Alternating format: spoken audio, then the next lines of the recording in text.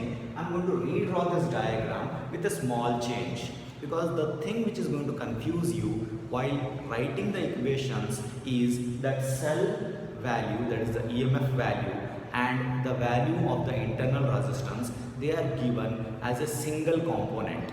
Now that is going to create a problem. Take this. So this is my cell, and along with the cell, I will put the resistance. Now what this means is, this is epsilon 1 equals 6 volt, and this is my small r, that is R1, that is the internal resistance of this cell itself, that is 0.5 ohm.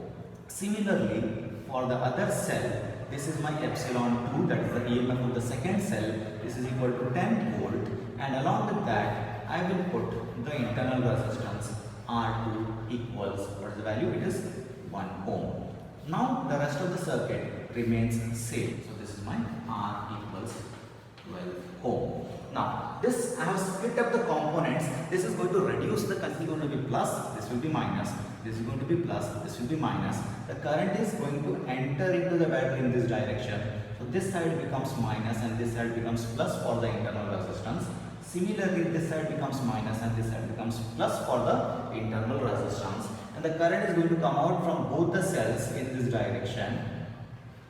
So this I am going to label it as I1, this I am going to label it as I2, and this thing I will take it as I3. And this current I3 will flow across this resistance of 12 ohm. So it is going to flow from left to right. So left side I will take it as plus and right side I will take it as minus. So I have got this as, and I have labeled the currents, I have labeled the sign convention. The only thing missing is the points. So I will take point A, B, C, D, and also along with the cells I had taken the points P and Q. Similarly, I will take this as my point Q. The KCL is going to be applied at this point A, because I1 is arriving, I2 is arriving, and I3 is leaving. Directly I can write it as I3 equals I1 plus I2. So that part is over. Then next thing, applying KVL. I will apply the KVL to the 3 loops. First thing, I will take only this much, that is the small loop. So it will be taken as, I will take it from this side, so that I will get I1 as positive, because I don't have to rearrange the equation over and over again. So I will be taking it as A, Q, B, T, A. So I will go in this direction, and I will be going opposite to I2. So I will get the term for this cell as negative, positive, but for this one I will get it as a positive. So going from A to Q, what is there? There is a cell of 10 volt. Then from Q to B, I will come across a resistance, but first I will come across a negative sign. The value of the resistance is 1. And the current flowing here, it is I2. So this part is over. Then going from B to P, I will get this resistance. It will be with the plus sign, 0.5. The current flowing here is I1. Then going into this cell, I will come across a negative sign. There is a 6. And then from 6, it is back to A. So I have completed my loop. So I will take it as a 0. Now take the I1 term first, then the I2 term, then I will put the constant on the right hand side. So I1 is with positive sign, so it will be 0.5 I1. Then there is a minus 1 I2, I will just write it as I2 because that means the same thing. There is a plus 10, minus 6, that will give a plus 4 on the left hand side, but I am going to shift it to the right hand side. That means I will get a minus 4, and I will call this as equation number 1. Then going for the second equation, that is the inner lower loop. KVL to, what is that? A, Q, B, then going downwards, C, D, back to A. So that is my second loop in this way. So going from A to Q, it is again a 10 volt battery. So it is 10. Then again I am going to come across this resistance. So it will be one time of I2. Then going from B to till B, it is already done. B to C, nothing is there. C to D, I am going to come across minus. Then there is a 12 ohm resistor. The current flowing is I3. Then that is going to complete my loop, and that is going to give me equal to 0. So one resistance I2 term, one resistance I3 term, and a cell that is going to be represented by that 10. Now I don't have to deal with this I3 because I have the KCL for that I3. Here I can replace that I3 term with I1 plus I2. So if I replace that one, this is minus 12 times of I1 plus I2 equal to 0. What is there? It is I2 minus, this is 10. So the same equation. Now I will take the I1 term first. So I will take the I1. So it is minus 12. Then again minus 12 and minus 1. So it is going to be, this is for I1. Then there is minus 13 I2. And this 10 goes to the right hand side. It is going to become minus 10. There is no fault in this equation. Everything is perfectly correct. But the problem is we have to deal with negative numbers. And all the three numbers are negative. And whenever we come across this kind of a situation, what we usually do is we change the sign. So nothing special to be done, just multiply it by minus 1. This is going to give me 12 I1 plus 13 I2 equals 10, and this is going to be my equation 2. These two equations are sufficient for me to solve for I1, I2, and from these two values I can also get the value of I3. This much is sufficient for me. All the students will not follow the same steps as I have done. What I did, I applied the KVL to the upper loop, I have applied the KVL to the lower loop, I have not yet applied to the outer loop. Some of the students, what they do, they will, instead of going for upper loop and lower loop, they will go for the outer loop. Even that is a possibility. So what I am going to do here is, again I am going to use the KVL for the outer loop also. But while processing, you need to process only two equations. So I will again apply KVL to, what is my loop? A, P, B, C, D, A. I am going to follow the same loop, but instead of going from the lower path, I am taking the upper path. So A to P, P to B, B to C, D, and back to A. Applying this thing. So A to P, what I am going to come across? I am going to come across a plus sign with a 6-volt battery. So it will be 6. Then there will be a minus sign. There is a 0.5 ohm resistor, and the current flowing here, it will be I1. Then this part is over. Then I have to go from B to C. B to C, nothing is there. C to D, I am going to come across minus 12. The current flowing is I3, but I can directly write it I3 instead of writing I3. I will take it as I1 plus I2. So I have reached here. So this will be equated to 0. Then opening the bracket, what I am going to get here is taking the I1 term first, it is minus 0.5 I1, opening the bracket, minus 12 I1, again there is a minus 12 I2 equals 6. This 6 is positive on the left hand side, that 6 will become negative on the right hand side. I have got, again all of them are with minus signs, I will multiply it by minus 1. That is one thing. And the second thing, there are two I1 terms. I will add these two because both are with same signs. So it will be 12.5 I1 plus 12 I2 equals 6. So this is my equation number 3. So this is the optional part. I will close the bracket here. I will take two equations at a time. So I am going to use only 1 and 2. I am not going to use this third equation part. I will show you how to solve that also. It is the same steps, but I will not use for the first attempt. So for first one, I will write the delta. Equation number 1 is 0.5 -1, -4. So for the delta, I need only the coefficients. The first coefficient is 0.5. The second coefficient here is -1. Then for the second equation, the first coefficient is 12. The second coefficient is 13. Directly primary diagonal minus the secondary diagonal. So this will be plus, this will be minus. So minus into minus, this is going to become plus. So 0.5 into 13, it is going to give me 6.5. Half of that one. Half of 13 is going to be 6.5. So primary diagonal is over. Then it is going to be plus. Minus into minus, it has become plus. 12 into 1, it is going to become 12. So this is going to become 18.5.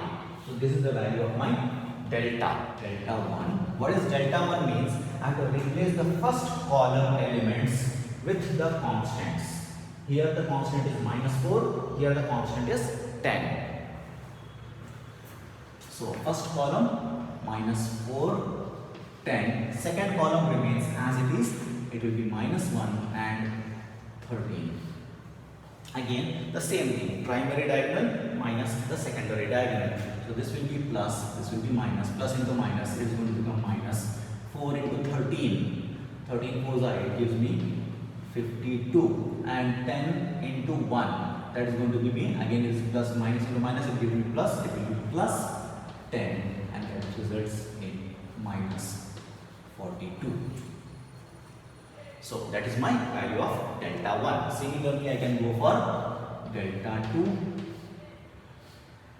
Now the first column remains as it is, so 0.5 and 12. The second column will be now replaced by the constants. Constants are -4 and 10. So 0.5 into 10, that gives me 5. There is a minus here, minus into minus, it becomes plus. 4 into 12, that gives me 48. So this will be 53. Now going for the currents, I1 will be equal to delta 1 divided by delta. Delta 1 is -42 divided by delta is 18.5. Now we don't like the fractions along with decimal values. So what I am going to do is I am going to eliminate this decimal by multiplying numerator and denominator both by 2, because it is going to give us the same ratio. So if I multiply this by 2, it is going to become -84 divided by 18.5 into 2, that gives me 37.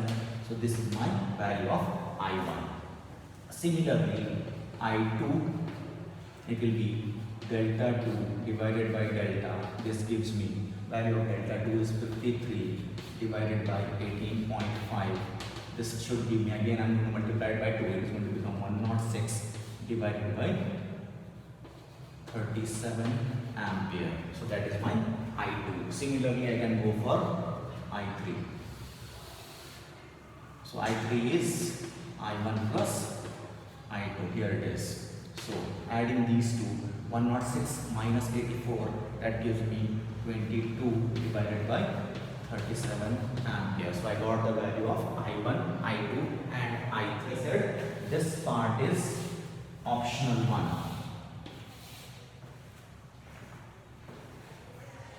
Now I am going to keep the equations, I am going to keep the diagram as it is, I am going to keep these equations as it is, but instead of solving for 1 and 2, I will be solving it for 1 and 3. Let us see what happens. Solving for equation number 1 and equation number 3. If I am going to solve for 1 and 3, then this equation 2 part will become optional. So I will write delta, but for equation 1 and 3. So first row will be obtained from the equation number 1. It will be 0.5 minus 1, and the second row is going to be obtained from this equation number 3. It will be 12.5 and it is 12. So that is the value of my delta. So this is 0.5 and -1. Solving for delta, primary diagonal minus the secondary diagonal. There is a minus sign appearing here. So minus into minus, it becomes plus. 0.5 into 12, it gives me 6. It becomes plus 12.5. So that is going to again give me 18.5. So I got the value of delta as same. Now going for delta 1, I will replace the first column by the constants. So what is the first column? 0.5 and 12.5. What are the constants for equation number 1? It is -4. And what is the constant for equation number 3? It is 6. So the second column remains same, -1 and 12. Now solving for delta 1, there will be a minus sign appearing, minus into minus it becomes plus. So -4 into 12 it becomes -48 plus 6 into 1 it is going to become 6. So this is going to give me again -42. I think you are able to catch that point here. Last time also it was 42 divided by 18.5.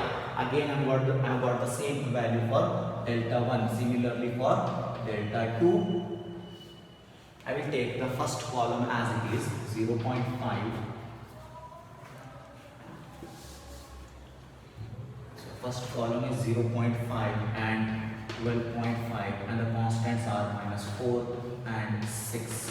Simplifying this, 0.5 into 6, that gives me 3, and this is going to become plus, minus into minus plus, it will be plus 12.5 into 4, that gives me 50. 12 4s are 48 plus 0.5 multiplied 4 times, it is going to give me 2, and that is going to give me 50. So this is going to become 53.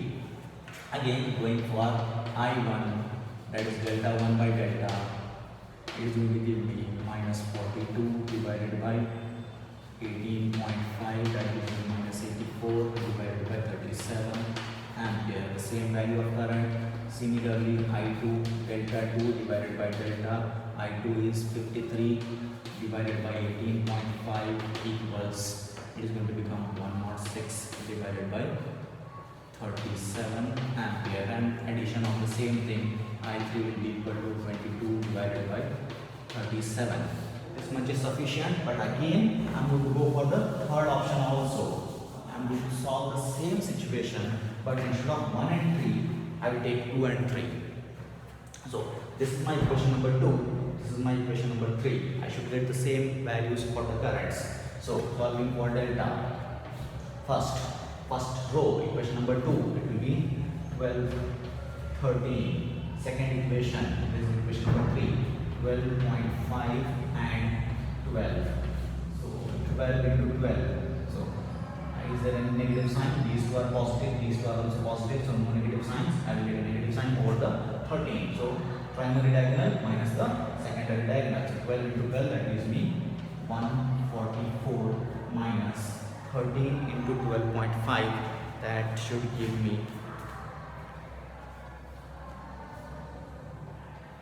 it gives me 162.5. You can verify that answer. If not, you can put a message if it is wrong. Now simplifying this, this is going to give me it is going to be -18.5. So for the previous two cases, I was getting the value of delta as plus 18.5. In this case, I got the answer as negative, I'll put it here, -18.5. Next, going for delta 1. So first column will be replaced by the constants. Constant here is 10, constant here is 6. So it will be 10 and 6. So second column remains as it is, that is 13, 12. Now primary diagonal minus the secondary diagonal, there will be minus sign appearing in 13. So 10 into 12, that gives me 120 minus 13 into 6, that gives me 78. So on simplifying that, it will be 20 plus 22 is going to give me 42, and it is a positive 42. Remember that in the previous two cases we were getting as negative 42. So next, going for delta 2. So first column remains as it is, 12, 12.5, and the second column will be replaced by constant, so it will be 10 and 6. So 12 6 are 72, and there will be minus appearing. This is going to become subtract these two, you will get a negative 53. So going for I1, I1 will be equal to delta 1 divided by delta. So what is the value of delta 1? It is 42 divided by, there is a minus 18.5. So this is going to become minus, multiplied by 2, it is going to become 84 divided by 37 ampere. I got the same answer for the I1. Similarly for I2, delta 2 divided by delta, it is going to be minus 53 divided by minus 18.5. Both the minus signs will cancel. I will get again minus 106 plus 106 divided by 37 ampere. And similarly, adding these two is going to give me 22 divided by 37 ampere. So by all the three methods, by applying all the three combinations of the equations, we are getting the same answer for the currents, that is I1, I2 and I3. Intermediate answers are changing, but the final answers are going to remain same.